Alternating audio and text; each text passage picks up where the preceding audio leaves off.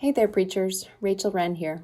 Before we begin this week's episode, we wanted to offer you a moment of quiet, which maybe you're hearing through your headphones as your family plays or screams or cries or studies in the background. Maybe you're hearing this in an all too quiet church where the walls echo and long for voices and hugs and laughter. Or maybe you're hearing this in a moment when life has started to return to normal. Whatever moment you're in right now, we invite you to pause, to breathe, to find yourself feeling light and warmth on your skin in some way.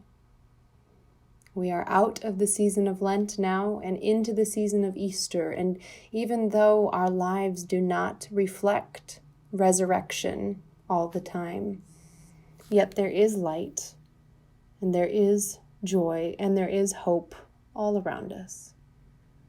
Our prayer for you today, preacher, is that in your sermon preparation, you might feel that light, that warmth, that joy, in some way that your soul or your body desperately needs.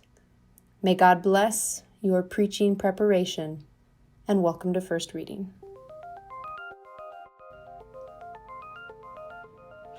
Welcome to First Reading, the Old Testament lectionary podcast that cures all ills, heals all diseases, and is a great post-dinner accompaniment. I'm Rachel Wren. And I'm Tim McNinch. Well, now that the bar is set really low, we're back with some reflections for the Easter season. Today we're looking at Psalm 116. It's a long psalm, so the lectionary has the first 4 verses and then verses 12 through 19. This is the first reading, it's the psalm reading for April 26th, 2020. And we're in the Psalms because the lectionary kindly enough swapped out all of the Old Testament readings with the book of Acts for the Easter season. So we are giving you options. We're giving you a chance to continue to swim around in the Old Testament by taking a look at the Psalm for the week. Let's get into it, Rachel. Psalm 116. Yeah. Well, first of all, I study the Psalms. I'm working on Psalms for my dissertation, so this has been fun for me to do a kind of a deep pastoral dive into the Psalms. I'm more used to doing an exegetical one. But they're just so good. They're just so beautiful. I know the lectionary chops this one up, and normally you would probably expect me to say, do the whole thing.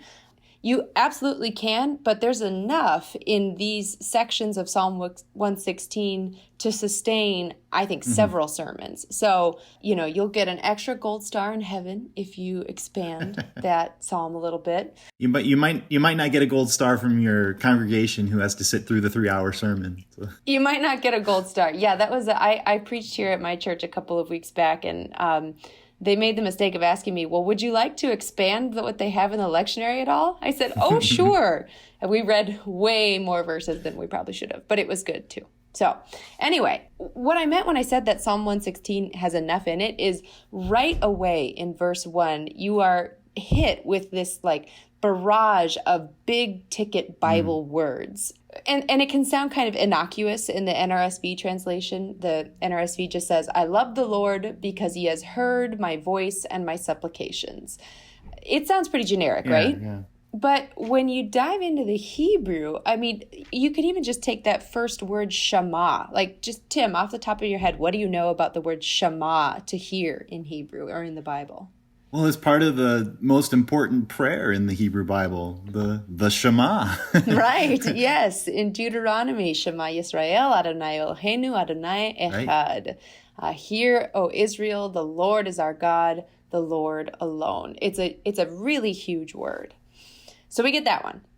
And then we also have kol, which is this word which means voice. God has heard my voice. In the Psalms, it talks about the voice of the Lord is over the waters. The voice of the Lord shakes Kadesh. The voice of the Lord actually causes deer to give birth. A voice was a really, really powerful thing which had embodied effects, especially if you're talking God's voice. So we have Shema, we have Kol, and then we have this less known word, Tachanuna, which is a really beautiful word. Do you know that word off the top of your head? I didn't, Tim. Do you know that one? No, but I do right away see the Chanan root. So it has something to do with grace. Yes, exactly. So the root Chanan has to do with grace. It has to do with being gracious. So here it's translated as supplications, but it can also be this request for favor or, request for grace.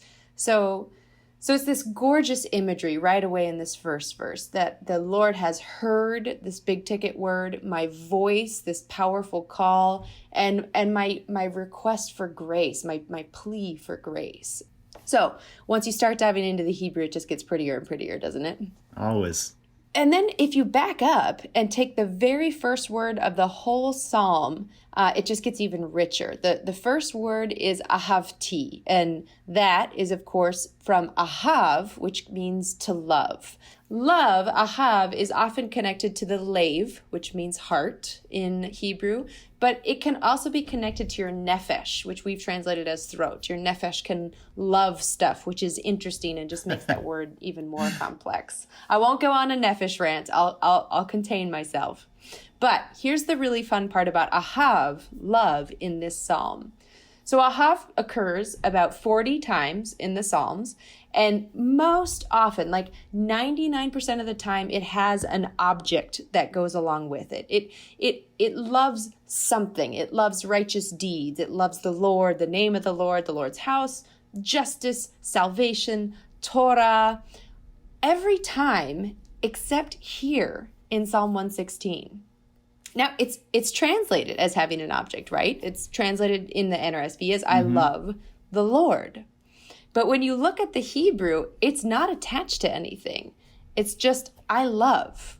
So if you were to do a structure of this verse according to the Hebrew, it would read something like this. I love, for he has heard, the Lord, my voice, my cry for grace. So Adonai, the holy name, occupies this central part in this verse that everything kind of hinges on. And what begins the sentence is just this statement, I love.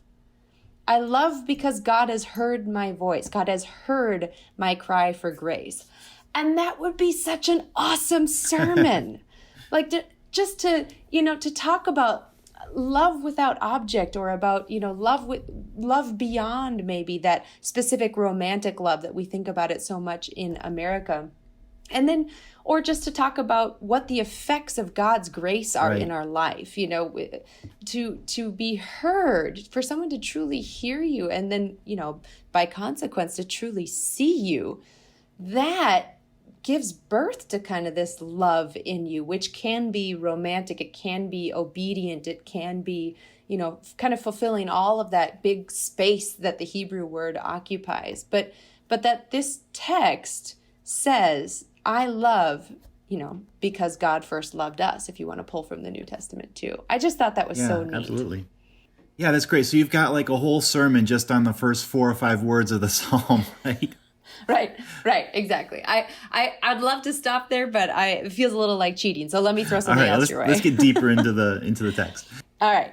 So if you jump to verse 15, verse 15 is this really interesting verse that has been wrestled with in academia and I think in church history for a long time. And the NRSV translates it as precious in the eyes of the Lord is the death of his faithful ones.